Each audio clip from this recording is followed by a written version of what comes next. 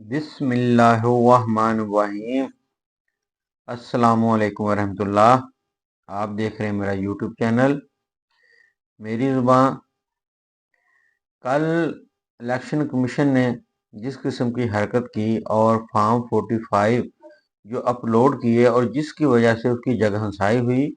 اور اکثر حلقوں میں بے ضابطگیاں جو ہے سمجھ لیں کہ خود الیکشن کمیشن نے ثبوت دے دیے ہیں کہ جو دھاندلی کی ہے، اور پی ٹی آئی والے جو کہتے تھے وہ بالکل ٹھیک کہتے تھے۔ اس میں مزید تفصیلات میں جانے کی ضرورت نہیں ہے، کیونکہ پچھلے جو ولاگ میں نے اس کے بارے میں بات کر لی تھی۔ صرف آج ایک بات آپ کو بتائیں کہ پی پی 7 راولپنڈی ایک کا جو حلقہ ہے، اس میں راجہ صغیر احمد پاکستان مسلم لیگ کے نون کے جو امیدوار تھے، فارم 47 کے مطابق جو کل غلطی سے اپلوڈ ہو گیا الیکشن کمیشن سے 66,338 ووٹ حاصل کیے،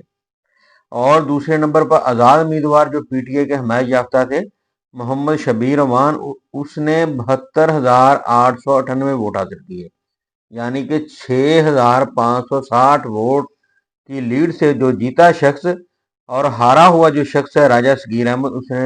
ماشاءاللہ سے حلف بھی اٹھا لیا ہے پنجاب اسمبلی کا اور ایم پی اے بھی بن گیا ہے۔ اس سے بڑا مذاق کیا ہو سکتا ہے؟ اور اسی طرح ایک پروگرام میں ٹی وی پہ، کیونکہ جو ٹی وی پہ جو پروگرام ہے اور چینل ہے اب عوام نے دیکھنے ہی چھوڑ دیے ہیں، جب تک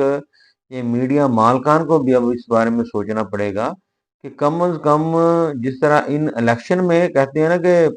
پہلے تو دودھ میں پانی ملایا جاتا تھا، اس دفعہ تو پانی میں دودھ ملا دیا گیا ہے۔ تو عادل شاہ زیب صاحب جو ہیں زرد صحافت کے علمبردار صحافی، وہ بار بار 2024 کے الیکشن کو 2018 کے ساتھ جوڑ رہے ہیں، لیکن کوئی اسے بتانے والا نہیں۔ بھی آر ٹی ایس جب بیٹھا تھا نا 2018 میں، اس وقت بھی پی ٹی آئی کو ہرانے کے لیے بیٹھا تھا۔ 20 سے 22 نشستیں 2018 میں بھی پی ٹی آئی کی جیتی ہوئی ہاری ہیں، جو 500 سے 1000 ووٹ سے جیت رہے تھے، جس کا سب سے بڑا ثبوت اس وقت خواجہ آصف صاحب کو بھی جتایا گیا تھا، اور اس کی کانٹیکٹ ہے کہ آرمی چیف سے اس نے بات کی تھی، اس نے کہا تھا فکر نہ کرو۔ 500 اور سم تھنگ ووٹوں سے ہارا تھا اور اتنے ہی ووٹوں سے اسے جتا دیا گیا۔ تو اس الیکشن میں جو سب سے زیادہ ہے نا، اب تک جو فارم 45 2 گھنٹے کے بعد سملے ڈیلیٹ کر دیے ہیں الیکشن کمیشن نے۔ کیوں؟ کیونکہ بے ضابطگیاں اتنی ہیں، دھاندلی اتنی زیادہ ہے۔ اب جس طرح تیمور جھگڑا صاحب ہیں، تو ان کے مقابلے میں ایک امیدوار نے 1000 ووٹ حاصل کیا ہے اور اس نے 24-25 ہزار ووٹ حاصل کیا ہے، تو اس طرح کس طرح جو ڈفرینٹ کو آپ پورا کر سکتے ہیں؟ ظاہر ہے پھر ایک لگائیں گے اور 2 کو 9 بنائیں گے، کہیں کسی جگہ پر 71 ووٹ ہے تو اس کے ساتھ ایک لگائیں گے، اور یعنی کہ ہزار ووٹ کا ڈفرینٹ ایک پولنگ اسٹیشن پہ ڈالا ہے۔ جب اتنی زیادہ لیڈ تھی تو اب یہ سمجھ کے پھنس چکے ہیں۔ بدقسمتی یہ ہے کہ ہماری عدلیہ نے اس میں جو آنکھیں ہیں نا وہ بند کی ہوئی ہیں، جو کہ اس میں اب نوٹس لینا چاہیے کہ اب ہر بات پہ اب 2018 میں یہ ہوتا۔ بھائی 2018 میں بھی کیا کسی امیدوار سے فارم چھینے گئے؟ اب کیسرا الہی جو ہے، اپنا پرویز الہی کی جو بیوی ہیں، انہوں نے تقریباً 80,000 سے زیادہ اس کی لیڈ ہے،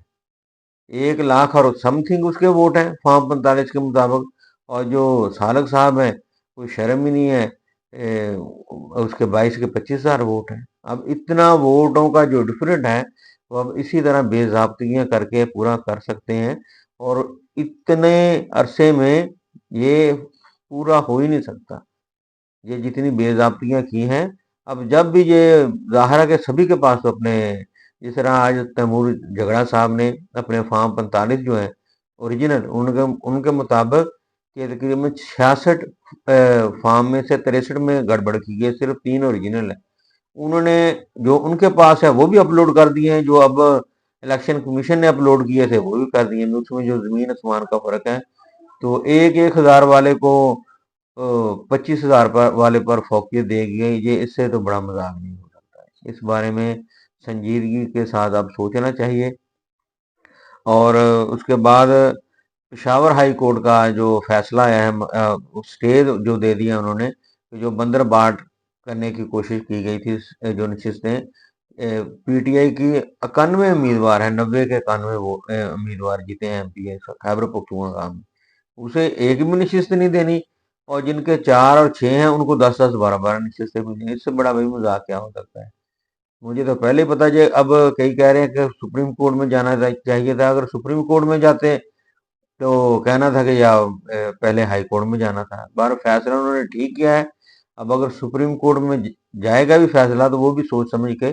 اس کا فیصلہ کریں گے۔ اب تمام نظریں ہماری اعلیٰ عدلیہ پر ہیں کہ وہ اعلیٰ عدلیہ بھی کوئی اپنا وقار قائم رکھتی ہے کہ نہیں رکھتی۔ اب ذوالفقار علی بھٹو کی پھانسی کی سزا تو ماشاءاللہ کالعدم قرار دے دی ہے اتنے عرصے کے بعد ہماری سپریم کورٹ میں، تو اب جو مرے ہوئے کو تو انصاف دے دیا ہے، اب تھوڑا سا زندہ جو لوگ ہیں، کم از کم ماڈل ٹاؤن میں جن بچیوں کے سامنے ان کی والدہ کو شہید کیا گیا، تو ان کو بھی انصاف دے دیں کہ جب وہ جو بچیاں ہیں، وہ میرا تو خیال ہے کہتے ہیں اب نوجوان ہو گئی ہیں، کہ جب وہ نانی دادی بن جائیں گی اس وقت کوئی سپریم کورٹ نوٹس لے گی اور ان کو انصاف ملے گا۔ بھئی کوئی کم از کم انصاف کے مسئلے میں کوئی، کہتے ہیں نا کہ بس جس ملک میں انصاف نہیں وہ ملک ترقی نہیں کر سکتا۔ تو اب ان لوگوں کو بھی انصاف دیں، ماڈل ٹاؤن کے لوگوں کو بھی انصاف دیں۔ اب اگر یہی اپنا عادل شاہ زیب والی لاجک رکھیں تو جس نے بھی بھائی قتل کیا ہے وہ یہ کہیں کہ پہلے شاہ رخ جتوئی کو تو پھانسی لگائیں، جو شاہ زیب کا قاتل ہے اسے آپ نے چھوڑ دیا، ہمیں کیوں سزا دے رہے ہیں؟ تو کسی جگہ پر تو کم از کم آپ جو لوگ ہیں سٹے لیں۔ اب اتنے بڑے پیمانے پر دھاندلی کبھی بھی نہیں، اور یہ اب مسئلہ رکنے والا نہیں، یہ بڑھے گا۔ اور آگے آخر میں بس اپنا جو کل اعلامیہ جاری کیا ہے اپنا کور کمانڈر نے، تو بہت اچھی بات ہے۔ 9 مئی کے جو ملزمان ہیں میرا خیال میں جنہوں نے غلطی کی ہے فوجی تنصیبات پر حملہ کر کے، انہیں سزا ملنی چاہیے۔ تو اس کا میرا خیال کہتا ہے کہ جو بینیفیشری ہے نا، سمجھ لیں کہ اگر چاہے ادارے، تو عمران خان کو جب گرفتار کیا گیا تھا اسلام آباد ہائی کورٹ سے، تو وہ تمام جو ویڈیوز ہیں کہ کس طرح رینجرز نے سمجھ لے کہ شیشے توڑ کر، اور اس میں وکلا زخمی بھی ہوئے تھے، گرفتار کیا گیا، جس کا سپریم کورٹ نے فیصلہ بھی دے دیا تھا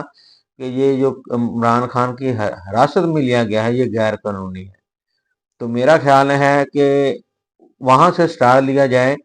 تو جو لوگ فوج اور عوام کے تعلقات خراب کرنا چاہتے ہیں، تو یہ صورتحال صرف اسی ایک پوائنٹ سے تحقیقات کرنے سے واضح ہو جائے گی، اور جو مجرم ہیں وہ آپ کو ان نگران حکومتوں میں، اور جو اب بھی بیٹھے ہوئے ہیں اپنا الیکشن کے بعد بھی عہدوں میں، تو کھرا سمجھ لیں کہ انہی کی طرف جائے گا،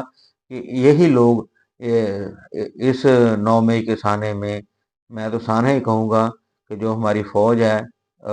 سب سے زیادہ ہماری سرحدوں کی حفاظت کرتی ہے اور عوام کی بھی حفاظت کرتی ہے۔ جب بھی مشکل آتی ہے، سمجھ لیں کہ سیلاب آ گیا، زلزلہ اور دہشت گردی کے فریب کو انہوں نے ہی روکا ہے، اپنی جانوں کی قربانیاں دی۔ ہماری یہ جو شہدا ہیں تو ہماری سمجھے کے شان ہے، تو اس بارے میں اب غور کرنا چاہیے، اور خصوصی طور پر اس میں تحقیقات کرنی چاہیے کہ تحقیقات کیوں، عمران خان تو اس وقت گرفتار تھا، تو یہ ساری جو حرکت کی ہے اس کے پیچھے آپ کو نگران حکومت اور دوسری جماعتوں کے لوگ ملیں گے جو فوج اور عوام کو لڑانا چاہتے ہیں۔ آج کے لیے اتنا ہی۔ دعا ہے کہ اللہ تعالیٰ پاکستان پر اپنا کرم اور رحم فرمائے اور ملک کو ترقی کی طرف لے کر جائے، اور جو اس وقت تقسیم ہے اور سمجھ کے جو مشکلات ہیں، اسی میں سے اللہ تعالیٰ انشاءاللہ تعالیٰ بہتری نکالے گا۔ آپ کا بہت بہت شکریہ۔